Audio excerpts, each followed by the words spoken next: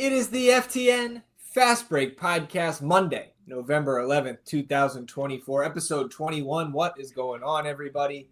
Zach Graham, a.k.a. Kawaisenberg DFS, joined by Mike Randall at Randall Rant. Mike, how was your weekend?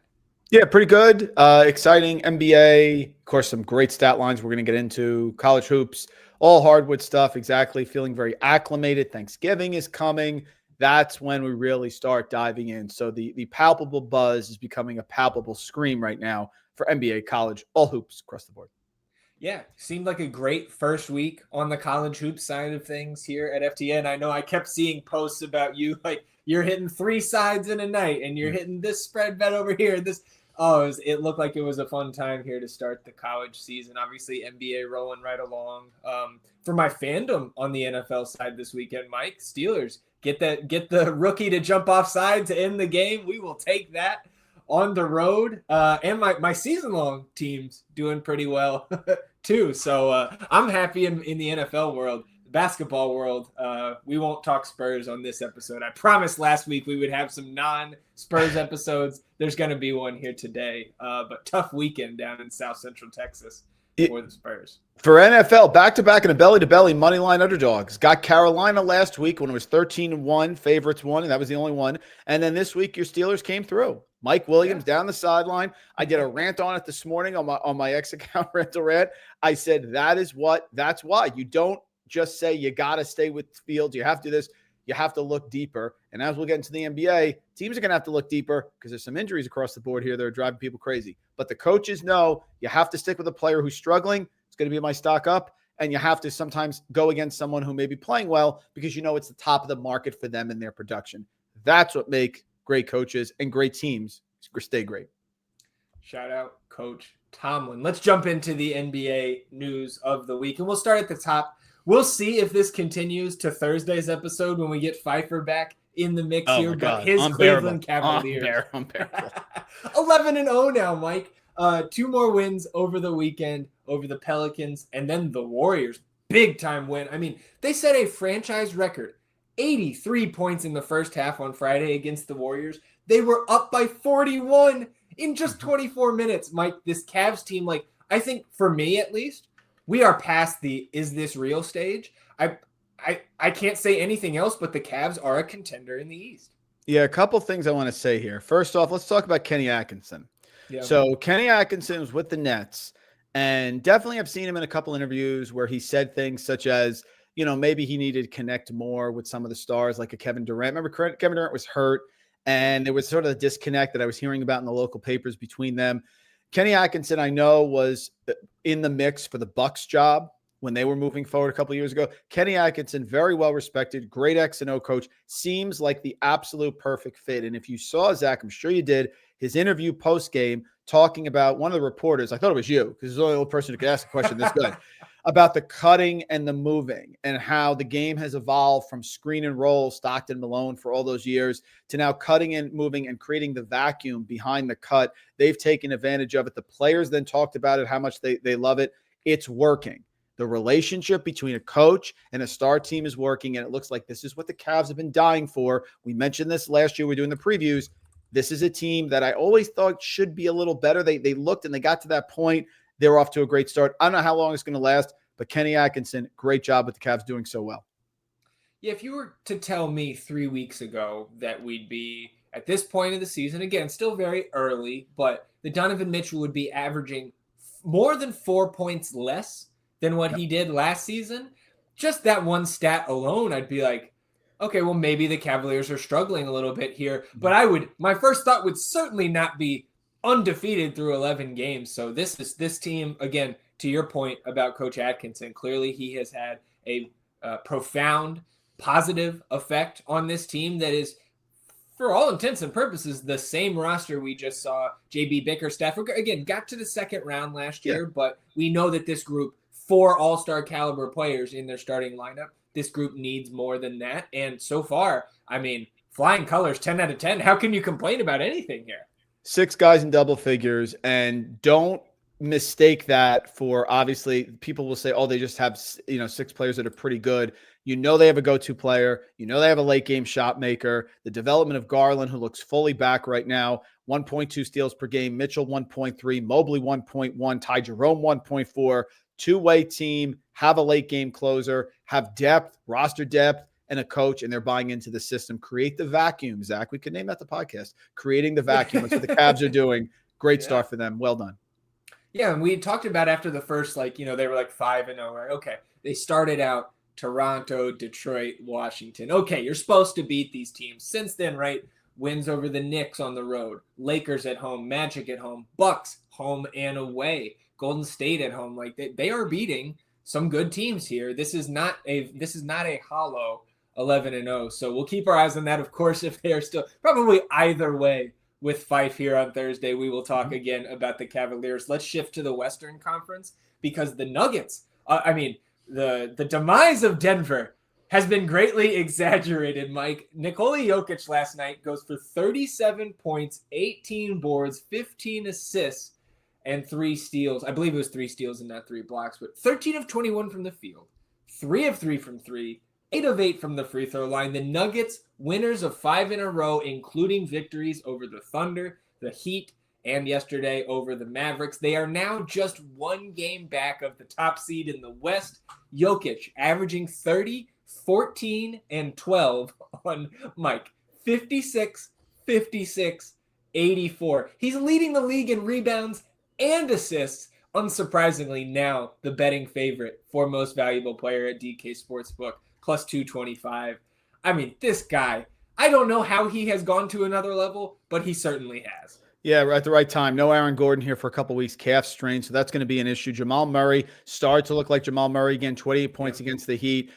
Don't look now. Everyone's having injuries or issues, and they're having problems in all the teams. And look who's won 5 in a row. And look who's 7-3. And look who's a half game behind the Thunder. There you go. They're back. That's how good he is. Maybe you just had to get into shape or get going because it was a long off season. We know that through the Olympics, everything. But Jokic just dominating yet again in a game where you would think they would have lost, and they didn't. 7-3 now, looking great. 1 game back here of Oklahoma City in the Northwest Division. Yeah, and you're getting contributions out of some of those guys that we were, even through the first week and a half of the season, very skeptical on, right? Christian Braun, Mike, 55% from the field, 50 from 3, 16.3 points per game, 5.5 boards. Julian Strawther has had some impressive performances off the bench. With Aaron Gordon out, you're getting our boy, Hunter Tyson, into this rotation. Again, very small role, but being able to fill right. Things are not falling apart when some of these, younger, less proven players get their turn in the rotation. And again, it all comes back to the 3-time MVP. But man, he's on pace for his 4th. I know it's so early, but this is just incredible. Anything else for you on Denver? Yeah, if I told you in the Mavericks game that Kyrie and Doncic were going to combine for 67 points, 14 rebounds, 14 assists, and 7 threes, there is no chance you think they're losing that game. But that's what happens when you go 37, 18, 15, and 3 steals. Brilliant performance by Jokic. Great job. And with all the parity and teams going up and down, don't look now. Here come the Nuggets. And imagine they get Gordon back. They get to start getting, the players continue to develop. This is a big, big win. They're hot. They're playing well. Moving on here. Staying in the Western Conference, let's bring the mood down a little bit. Chet Holmgren goes out in Sunday's game, then reported later, pelvic fracture, out 8 to 12 weeks. And I guess let's start there. From what I can tell, from what I've read here this morning on Monday, there is next to no history with hip fractures in the NBA. There's 2 or 3 along the way, but they were more, secondary role type players where you didn't have a ton of information after the fact in terms of what's the recovery timeline? How good does this player, how long does it take this player to get back to where they were from an injury like this? So at least 2 to 3 months here without Chet Holmgren. We also need to keep in mind Isaiah Hartenstein still has not debuted for this team. Jalen with a Y Williams, he's still out with the hamstring. So for at least another week or so, if not longer, because I think Hartenstein should be back at least by the end of the month, if not a little bit before then. But like, what are we going to do at center here? Is it going to be J-Dub? Are we going to see a lot more Ousmane Dieng? Like, there's certainly a lot of pieces for Coach Dagnall to mix and match here and try to make it work. And clearly Vegas doesn't see much of an issue yet because they're 7-point home favorites on Monday against the visiting Clippers. But just disastrous here for a team that, again, tied for tops in the West, has been looking great. And we've been looking ahead to Hartenstein coming back in, to giving them that extra chess piece to mix and match and go bigger and take some of the load off of Holmgren. This is just supremely disappointing, even from a third-party perspective, not a Thunder fan. Like, you love watching. Basketball is just better with Chet Holmgren active for this Thunder team. So what's your thoughts here on the recent injury for Chet Holmgren? Yeah, just look at the roster. This is the one player they really couldn't lose for a substantial period of time. Not that SGA isn't great. It's just there's other options. Who's the option here? Dort, Wiggins, Isaiah Joe, Cason Wallace, Mitchell, Jiang, Caruso. There's nobody. This is a problem. They need Hartenstein back. That line is crazy. I get it. And sometimes the player goes out, everybody steps up. They're going to struggle on the boards. They're going to need a hot shooting night. 8 to 12 weeks. That sounds more like 12 to me than 8. It's a problem. They just don't have depth. They don't have a Joe Val. They don't have somebody that can anybody that can stick in the middle. This is going to be a huge, huge challenge for them. Is Lou Dort playing power forward? I mean, I don't know what to do here. This is going to be a big, big challenge. He comes back. Hartenstein comes back. They'll be fine. But they need him. This was a player that they really couldn't afford to lose. Yeah, and you think back to the last couple of years, the ascension of this Thunder team, right? The signs were always there, but Chet missed his rookie season with the lower body injury. And then when he came back, or made his debut rather, last season, that's when we saw the jump. So did SGA, get even better last season? Yes. Did J-Dub make a huge leap last year? Yes, he did. But Chet was the catalyst for this team winning the 1 seed in the Western Conference last year after being a team that missed the play-in, or I think was in the play-in the year prior. And so now do we, kind of jump back a little bit, maybe more like 4-5-ish with no Chet? To your point, Hartenstein going to play such a pivotal role here. I don't think they're going to drop down so precipitously, but it's just, again, the ceiling is, I guess I won't say gone, but it feels it's just much tougher for them to attain that ceiling outcome without Chet. And I just have my fingers crossed that 2 to 3 months is the actual timeline and that he can recover fully before we get into the stretch run here. Because if they don't have Chet and it's just Hartenstein, I'm sorry, man. I would not consider them a serious threat for the NBA title. Yeah, they need Hartenstein back badly. And he can do it because with the Knicks, with Tibbs, he was playing major minutes, no problem, provided he wasn't in foul trouble. So they can weather the storm, but they need him back as soon as possible.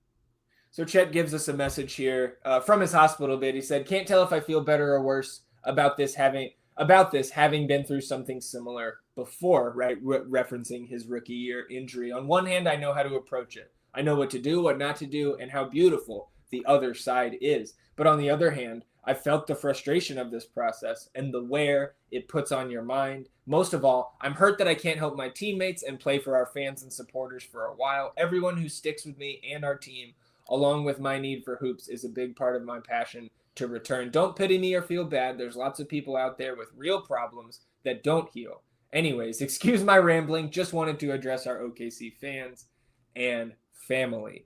So I thought, man, I thought that was a really kind of revealing and personable message from Chet, and it makes me like him even more than I already do.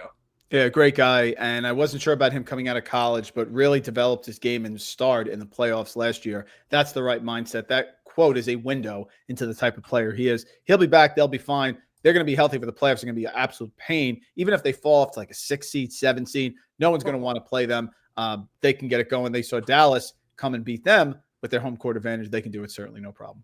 Yeah, that's almost worse maybe for the other teams at the top of the West, or who you think will be at the top of the West, because we saw that a couple of times over the last few years, maybe mainly in the Eastern Conference, right? The Knicks last year, all of a sudden you catch the Sixers in the first round with Joel Embiid. Can you imagine being the Nuggets, right? You scrap and claw through all the injuries, the shorthanded nature of the rotation. They get a top 3 seed. All of a sudden you got to play the Thunder in the first round. I hope it doesn't come to that. I hope we see Chet back, closer to that 8-week timeline. That would feel like a big win, I think, for basketball at this point. Let's pick it back up a little bit here, Mike. Scottie Pippen Jr. records his first career triple-double at the NBA level, 10 points, 11 boards, 10 assists against the Wizards on Friday.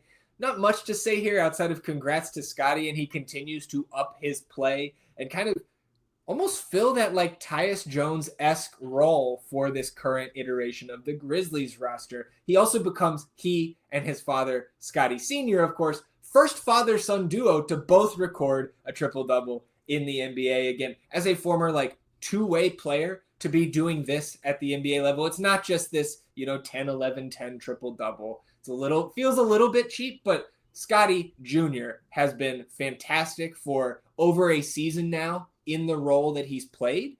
And now in this elevated role, Smart out, Bane out, John Morant out, we're really seeing him flourish. So I love to see this. Congrats to Scottie Pippen Jr.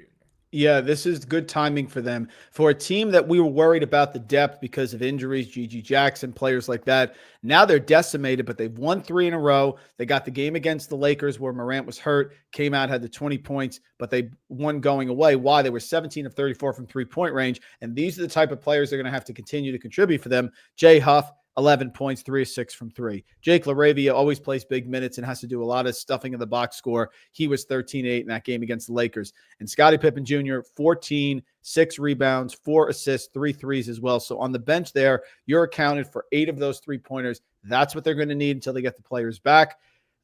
Impressive. And they hit 2 teams at the right time in Portland. I think it was Detroit, where they could get a little streak going. John Morant on crutches. I'm a little worried. He's got to get bigger. He's got to get stronger, Zach. I'm sick of being frustrated with John Morant's injuries. He plays so much above the rim with so much explosiveness. You saw the reverse layup in the game, middle of the game the other day. They compared it to Jordan, things like that. Yep. But he's got to stay on the floor, and it's killing them. So no Bane, no Smart, injuries across the board. We need him back. Jaren Jackson's going to have to step up as well. But the depth is here for the Grizzlies. Unlike Oklahoma City, they do have players who can fill these roles, and Scottie Pippen Jr. has been lights out. I can't believe that we are here already with the Grizzlies. Like we talked about it in early September when Gigi Jackson broke his foot. We were all hyped about the Grizzlies, and we still were, and I think still are, but we got to get back healthy. We were worried when Gigi goes down, like, don't start with this, man. Don't start with us, Memphis. And Gigi goes down, and Vince Williams goes down, and now Smart and Triple J was slow coming back at the start of the season, and Bane and Morant.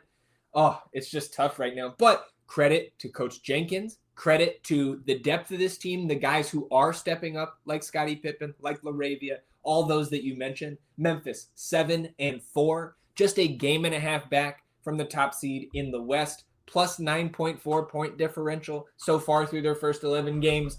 They're making the most of it, Mike. Certainly are. And this is the way that you're going to battle through the season. They have guards, they have big men, they have wing players who can come in and get minutes. And you need player like Wells, Zach Edey with the foul trouble we talked about. But that, he's staring down Joe Val the other day in the game. Those are the players that need to step up. And if this team gets Morant and Bane and everyone else back healthy, they're going to be better for it. Grizzlies, as much as we worried, it ended up having, Zach, more depth than we realized, and one of the few teams in the NBA that can probably weather the storm with their players being out. Yeah, it's a good point. Let's close out the news of the week here. Again, on a high note, this morning on Monday, we've been waiting for this out of Detroit. Ausar Thompson has been cleared by the league to return to play. Of course, the issue with blood clots last season that shut him down for the final 6 weeks or so in his rookie year. We've been waiting for him to be cleared by the board here in the league, and he is now active, ready to return. Pistons still going to give him some time to ramp up to, game speed type of conditioning. So I think we see him active maybe a week, certainly 2 weeks from now. I would expect to see Ausar Thompson available here for the Pistons. My question is, how does he fit into this wing rotation? Because, right, we've got the Pistons running big minutes for Tobias Harris, Tim Hardaway Jr., Malik Beasley, rookie Ron Holland, 5th overall pick. He's in the rotation. Simone Fontecchio in the rotation. So I guess, who do you think? Does somebody fall out of this rotation? Do we just kind of pull minutes from that whole group of guys? I guess on the surface, right? it's just great news that Oscar Thompson, we see Amin and what he's doing down there in Houston. I'm personally a fan of these two. I think they're going to be mainstays in the league for a while. Their athleticism is off the charts. Kind of two-way players, right? We saw Amin Thompson, his brother, playing all 5 positions last year for Houston. I think also out from under the Monty Williams regime, where he's sticking Oscar in the corner, 18% from 3 last year. Like, hopefully we can get him doing some more productive actions on offense, because we know what he brings athletically on the boards and defensively. So Oscar Thompson back. What do you got? Yeah, critical here for Oscar Thompson coming back.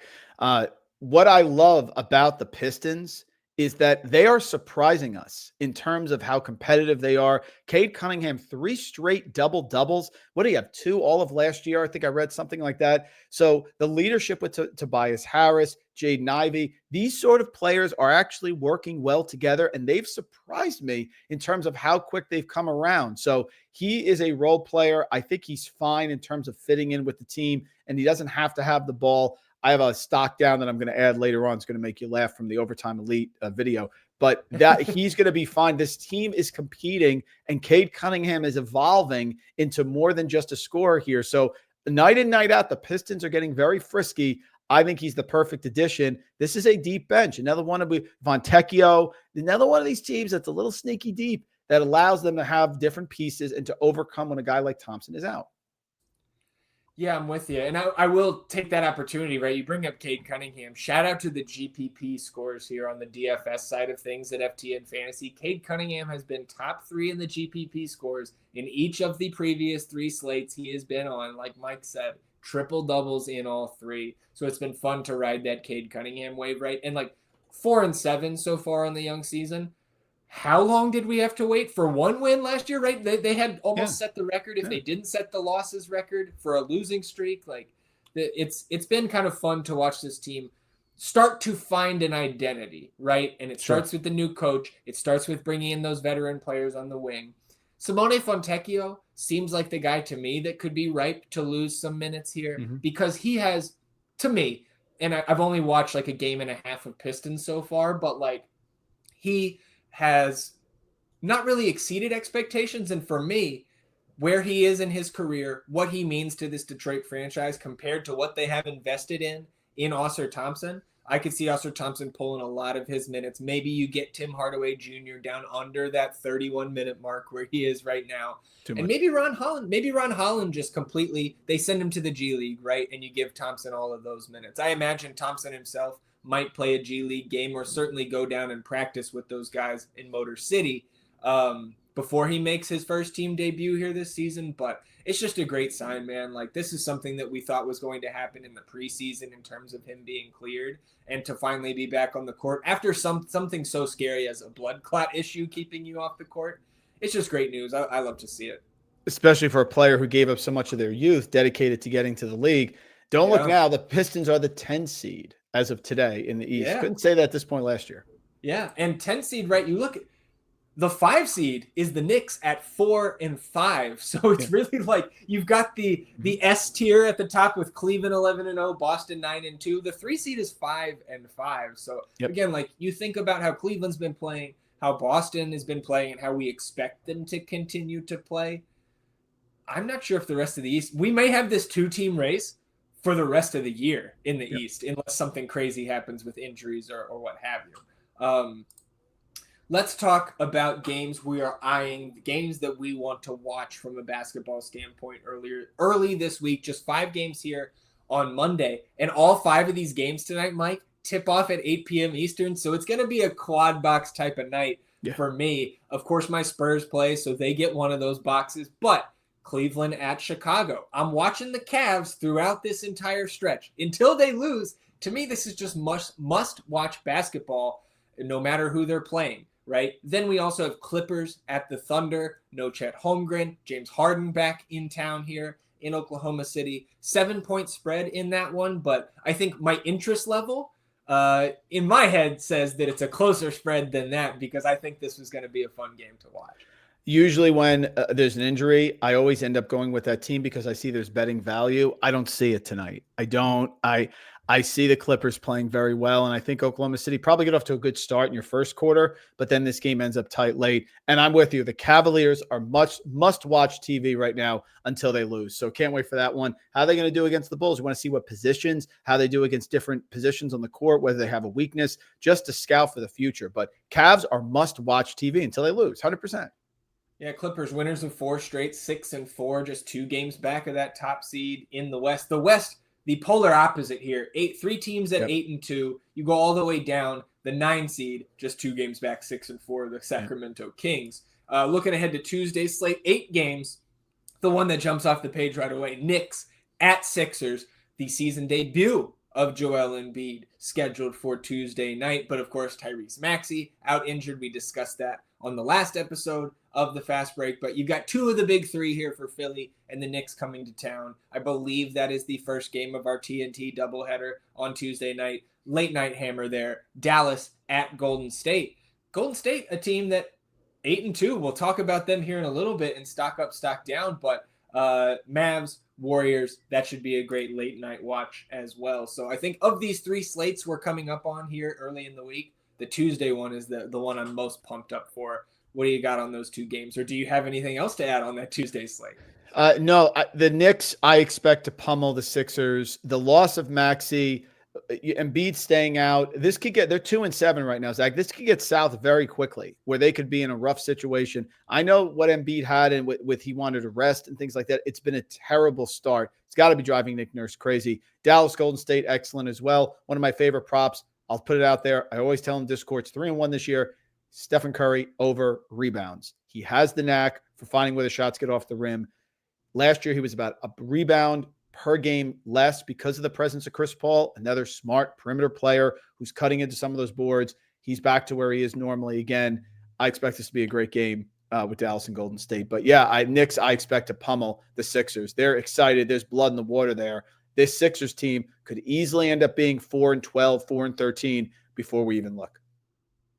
Wednesday night, larger slate, but not a ton to love, I think, from just a quality of hoops standpoint here. So maybe Wednesday night, maybe you turn on some of those college games too. But we've got undefeated, maybe still undefeated Cleveland at Philadelphia that night. You're not going to have Joel Embiid on the other side. So that's why I stopped short of calling that a must watch. I'll tune in just for the undefeated Cavs part of it. But I'm eyeing Phoenix at Sacramento late night on Wednesday. These 2 teams just went to overtime last night, hotly contested. The Kings come out on top. Of course, Phoenix now going to be without Kevin Durant for an extended period of time. That's another injury that we haven't mentioned until this part of the podcast.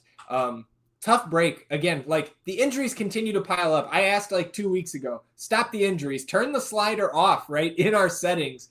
And, the basketball gods have not responded in kind, but I'm looking forward to that Suns-Kings rematch 3 days after an overtime game on Sunday night. Yeah, snap the Suns' 7-game winning streak. No Durant, and a preview of my stock up here. The Kings, I think, are coming. I think they're going to figure it out and start getting better. Just too many options for them on offense. So that's a game that I want to see because I think Budenholzer is doing an excellent job with Phoenix. I think it just got to a situation with Milwaukee where they had to go in a different direction. But that doesn't mean that he can't be a really good coach in a new situation. They are buying what's going on there. So rooting for my Kings, of course, but very focused. The other one I want to talk about, I'm kind of interested in the Rockets. They've won 3 of the last 4. They're far exceeding expectations. Every time they play, there's a close game. I'm interested. Am I buying this team yet? I'm not sure, Zach. Maybe next week I will. But 3 out of 4, going to watch them as well. Yeah, Houston 6-4, kind of in that group. 5 teams in the West, 6-4. Lakers, Rockets, Wolves, Clippers, and Kings. Nothing separating those teams so far. Let's close out today's episode with our stock up, stock down. We'll start with stock down. What do you got this week, Mike? Yeah, you got 2 things. First off, can we stop criticizing players when they give unadulterated opinions? John Morant telling you how much he hates the Lakers. Great. There's nothing wrong with that. We don't have to like everyone. Please. I love seeing unfettered anger. I go back to Bird and Magic in the 80s. I want to see players hate each other and hate their teams. It makes it more fun. And the other one, Zach, I want to bring up is I don't know if you saw this whole thing with the Clemson basketball team this weekend with the airplane. Oh, my goodness. Clemson fly. I'm sorry, Clemson. I apologize for the whole Auburn team. Auburn flies out to play Houston, not on campus, but at Houston. The plane turns around as soon as it starts because there is a fight between two players on the Auburn team. The pilot refused to go forward. I'm putting a bow on this. Why does this tie into the NBA? Because when my wife and I started watching the Overtime Elite specials last year, we saw the Thompson brothers from a couple of years ago and a kid named Ja'Kai Howard. And Ja'Kai Howard was always mad that the Thompson brothers wouldn't pass him the ball. Anyway, Thompson twins go to the NBA. Ja'Kai stars last year in Overtime Elite. He's the man. He can get the ball. There is a video circulating of their game against Vermont last week where Miles Kelly for the Tigers is on absolute fire from three. It's 50-28. The whole place is rocking except for Ja'Kai Howard. He's standing in the corner, exasperated he doesn't get the ball, hands on his side, pouting. It's obvious. The SEC put the video out to celebrate Miles Kelly, and someone noticed that Ja'Kai Howard in the upper corner was miserable the whole game. Well, who do you think was one of the players involved in the fight on the plane? It was Ja'Kai Howard. He had to sit home. And oh, by the way, Auburn upset Houston. So these guys that go to Overtime Elite or go to the G League or do that, you have to be emotionally ready. And hopefully Ja'Kai can get it better, but it's not looking good because he wasn't great with the Thompson twins, who obviously were the best players in the whole program and deserved to be there. And he was terrible in the Auburn game as a freshman when they're rolling, hitting 3 after 3. So stock down Ja'Kai Howard. Yeah, hopefully Howard can get things right with his mental game there. Because I think, right, that the talent is not really in question, but you also have to have that emotional side in check. So it seems like maybe even Auburn, a little addition by subtraction by leaving him home against Houston, getting the win there on the road. Zach, you've coached, you played. How bad can the fight be? Once there's a fight in practice, you have 10 guys jumping in to separate it. It cools down immediately. Yeah. How bad does a flight have to be 20,000 feet in the air as they're ascending to make the pilot turn the plane around? It's just crazy stuff. But Ja'Kai, Thompson twins know him well, and unfortunately his reputation is back to where it was. So I had to add in a big stock down on that one. Well, my stock down here on episode 21 is the Pelicans, and it's really no fault of their own. They've just been hit. Like we talk about the Memphis injury bug, the Pelicans might have it worse because, Mike, they do not have the depth behind these guys to keep things afloat. 3-7, losers of 4 straight. We know DeJounte Murray, right? Injured the hand in the opener. Late in that game, we knew he's going to be out.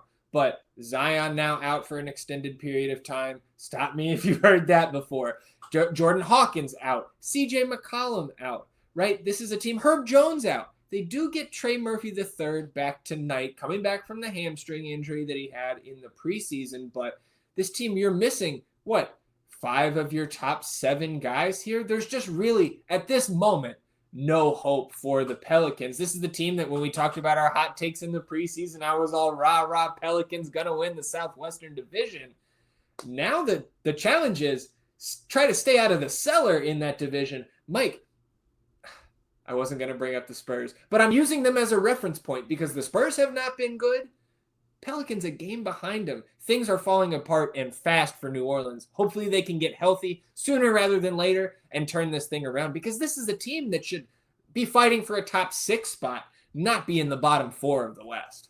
The reason I was fading Zion coming out of college, and I said Ja Morant was a better pick, and then I went off the rocker and said PJ Washington, who you'd rather have right now because he's on the floor. Right. Is that he's been injured too, Mike. Right, a little bit, but like at least all of them. But at least they were having their moments. The problem with Zion as the center of this team is his entire game is based on that explosiveness from a relatively undersized position for a player who doesn't shoot threes well. At some point, and he's been in the league 5 years now, that athleticism is either going to wear his body down or he's going to have to adjust his game in other ways. And he doesn't know how to adjust. It's bull in the china shop, rebound, aggression, explosion. That's not going to happen. You've seen Kobe have to adjust. You've seen all the greats have to adjust.